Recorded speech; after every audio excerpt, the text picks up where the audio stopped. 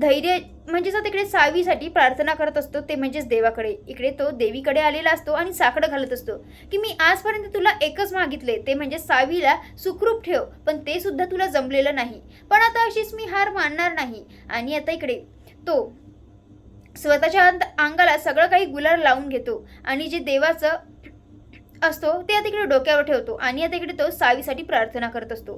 तर प्रेक्षकांना तुम्हाला काय वाटतंय, इकडे देवी त्याला प्रसन्न होऊन इकडे सावीला जाग येईल का, म्हणजेच ती कोमात जाईल की नाही?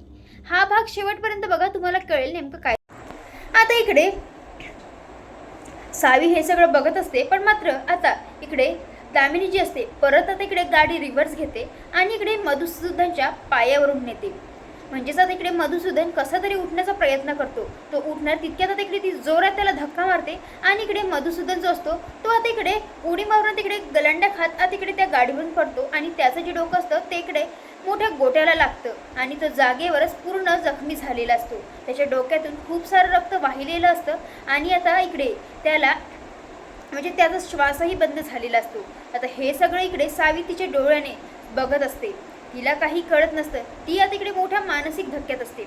ती आता इकडे सरळ सरळ चालत येते आणि तिच्या पप्पांजवळ बसते. आता इकडे दामिनी जी असते ती आता इकडे जोर जोरात हसत असते आणि बोलत असते, काय म्हटलं होतं मधुसूदन नाईक, तुला आधीच म्हटलं होतं सगळे पुरावे देऊन दे, पण तू दिले नाहीस. आता गेला ना 12च्या भावात आता अखेर याचा मृत्यू झालायच. पण आता तुझ्या मुलीचं काय करावं लागेल. आता इकडे तिला असं दाखवावं लागेल की खरंच खूप दुःख झालंय. तिला काय बोलावं लागेल आणि ती अशी नाटक करत असते, काय ग सावी, तुझे पप्पा आत्ता कुठे आले होते आणि आता इकडे नेमकं हे सगळं कसं काय झालं. आणि आता इकडे ती मुद्दाम हे सगळं नाटक करत असते, कारण आता इकडे तिला सावीला दाखवायचे असते ना म्हणून. आणि इतकंच नाही तर आता इकडे लगेचच हात जोडते आणि मधुसूदन नाईकांना आता इकडे ती श्रद्धांजली वगैरे देत असते. तितक्यात आता इकडे तिला नानांचा फोन येतो. आता इकडे ती फोन रिसीव्ह करते आणि आता इकडे ती बोलते की नाना आता सगळं काही काम झालंय. आता इकडे त्यावर ते बोलतात, आता काय करायचंय पुढे. आता इकडे त्यावर दामिनी बोलते, हेच सुद्धा तुम्हाला सांगावं लागेल.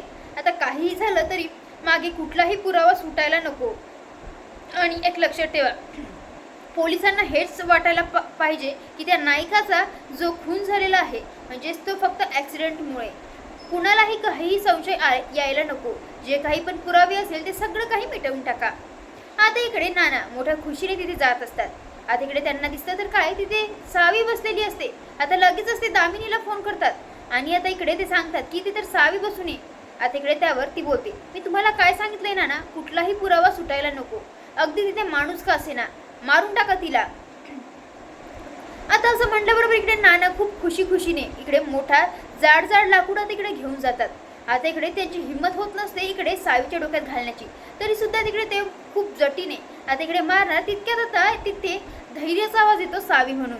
आता इकडे लगेचच नाना तो लाकूड तिथेच फेकतात आणि तिथून धावत सुटतात. ते धावत सुटल्याबरोबर तिकडे त्यांना समोर दिसते तर काय, सगळं काही मधुसूदनचे ते पुरावे. आता लगेचच ते बॅगमध्ये लवकरात लवकर इकडे तिकडे बघत भरतात आणि तिथून पळून जातात. आता इकडे धैर्य इकडे तिकडे बघत असतो आणि त्याला शेवटी काय तर मागून दिसतं, ते म्हणजे सावी बसलेली. इकडे त्याला कळत नसतं की सावी अशी का बसलेली आहे. आणि जेव्हा तो तिच्या जवळ येतो तेव्हा तिला तिथे म्हणजे त्याला तिथे पप्पा पडलेले दिसतात. आता हे सगळं बघून त्याला तर खूप मोठा धक्काच बसतो. आता इकडे तो चेक करत असतो, तो म्हणजेच पप्पांचा श्वास, म्हणजेच पप्पांचा श्वास चालू आहे की नाही. आता इकडे त्यांचा श्वास चालू नाहीये. आता इकडे त्याच्या पायाखालची जमीनच हादरते. इकडे तो सावीजवळ येतो आणि बोलतो, सावी, अगं सावी, काय झालंय पप्पांना, हे सगळं काय झालंय तू सांगतेय का मला. आता इकडे धैर्य सावीला खूप म्हणजेच इकडे विचारण्याचा प्रयत्न करतो. इकडे ती काहीच उत्तर देत नसते. ती फक्त एकटक तिच्या पप्पांकडेच बघत असते. इकडे त्याला कळत नसतं नेमकं काय करावं आणि काय नाही. लगेचच तो हॉस्पिटलमध्ये इकडे सावीला घेऊन येतो व्हीलचेअरवर आणि तिकडे ओरडत असतो की डॉक्टर प्लीज सावीकडे बघा ना, तिला काय झालंय ते, तिला काहीच म्हणजे ती काहीच हलत नाहीये, बघा ना प्लीज. आता इकडे त्यावर डॉक्टर बोलतात, हे बघा तुम्ही आधी शांत व्हा. आणि त्यांना खूप मोठा मानसिक धक्का बसलेला आहे. आपण ऑलरेडी त्यांचे चेकअप केलेलंच आहे. आणि दुसरं म्हणजे आपल्याला MRI वगैरे लवकरात लवकर ताबडतोब करावं लागेल. त्यात आपल्याला सगळं काही कळेलच. आता इकडे सावी फक्त एकटक नजरेने बघत असते. आता इकडे डॉक्टर बोलतात, आणि दुसरी म्हणजेच एक वाईट बातमी आहे तुमच्यासाठी. तुमचे सासरे म्हणजेच मधुसूदन नाईक. आता इकडे मधुसूदन नाईक असं नाव घेतल्याबरोबर एकदम सावी एकदम हातपाय हलवायला लागते आणि एकदम उठून उभी राहते. इकडे डॉक्टर बोलतात की आम्ही त्यांना वाचवण्यात सक्षम म्हणजेच असमर्थ ठरलोय आणि माफ करा, आम्ही त्यांचा जीव नाही वाचवू शकलो. आता असं म्हटल्याबरोबर इकडे सावीला परत परत तेच आठवत असतं, म्हणजेच कशा प्रकारे तिच्या वडिलांचा ॲक्सिडेंट झालाय, कशा प्रकारे त्या गाडीने तिच्या वडिलांना उडवलं. आता हे सगळं तिला आठवत असतं पूर्ण ब्लरमध्ये आणि एकदम तिला काहीच दिसत नाही, सगळं काही डोळ्यासमोर ब्लर दिसतं आणि एकदम तिथे चक्कर येऊन खाली कोसळते. आता इकडे डॉक्टर लगेचच बोलतात नर्स आणि बाकीच्यांना की लवकरात लवकर यांना रूममध्ये शिफ्ट करा. इकडे धैर्य सुद्धा तिला उचलण्यासाठी मदत करतो. दुसरीकडे आता इकडे मधुसूदन नाईकांच्या घरी आता इकडे त्यांचा फोटो ठेवलेला असतो आणि आता इकडे सगळे म्हणजेच त्यांच्या फोटोला हार वगैरे घातलेला असतो आणि सगळेजण तिथे रडत बसलेले असतात. सावीच्या आईला आठवत असतं शेवटच्या वेळीस त्यांनी कोथिंबीर वडीसाठी कशी मागणी केली, म्हणजेच त्यांना खायची आवड होती.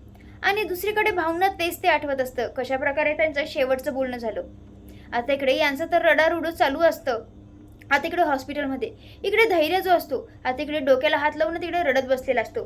तितक्यात तिथे दामिनी येते आणि बोलते, काय रे धैर्य, काय झालं, हे सगळं कसं काय घडलं. आता इकडे त्याला काही समजत नसतं. तो आधी तर एकदम घट्ट मिठी मारतो आणि आता इकडे तो सगळं काही सांगतो. अगं आई, आज ना सकाळी सावीच्या पप्पांना भेटायला जायचं होतं, पण हे सगळं माझ्यामुळेच झालं. आणि तो सगळं काही सांगतो कसं झालं आणि कसं नाही. आणि मी सावीला बोलण्याचा प्रयत्न करतोय तर ती काहीच माझ्याशी बोलत नाहीये, ती फक्त एकटक बघतीये. तिला जर काही विचारलं तरी ती काहीच सांगत नाहीये. आता इकडे दामिनी मनातल्या मनात विचार करते की ती कष्ट घेऊन त्या मधुसूदन नाईकाला मारून टाकलं होतं. आता इकडे नशिबाने साथ दिली पाहिजे आणि या सावीने काही बघितलं नसावं. आता इकडे ती अशी प्रार्थना करत असते.